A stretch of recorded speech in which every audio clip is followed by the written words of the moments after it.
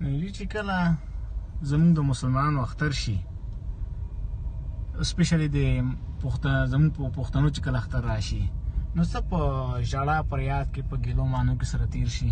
په ژړا فریاد کې داسې چې زیاتره په پښتنو ښارونو کې جنګونه دي، او زیاتره چې د هر کور کې مسافر دی، څوک مسافر ژاړي، او پر کور کې مړي دي نو مړي ژاړي، او څه او بل په ګیلو مانو کې تیر شي.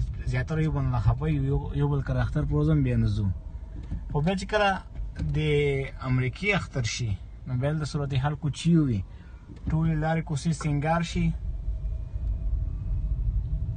دا یو د سینګار نه شي، دا روغ څلوېښت ورځې سینګار شي. دا د نومبر په اخري کې دوی سینګار کړي دي، اوس د دسمبر اخري دی، دا څلوېښت ورځې سینګار وي داسې.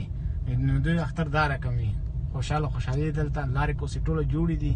او صرف یوازې دا لارې کوڅې نه دي، ټول امریکا نه یادوم، خو تقریبا ټول امریکا داسې جوړه دی اوس ورځو شپو کې. مطلب که په یو کوڅې کې 10 کورونه وي، پای کې به حتما واته داسې سینګار شوي وي، لکه څنګه چې دا کوڅه سینګار شوې دی. مالدار امریکا دی، هر سړی وس لري. نو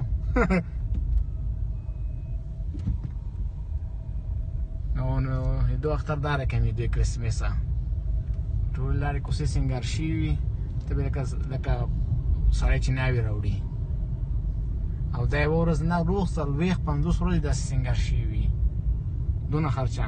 او دا هغه میاشت دی چې په نور میاشت کې که په امریکا کې 10 روپۍ بجلي خرچه کېږي، نو په دغه میاشت کې د 15 روپۍ خرچه کېږي، یا 50% زیاتې خرچه کېږي.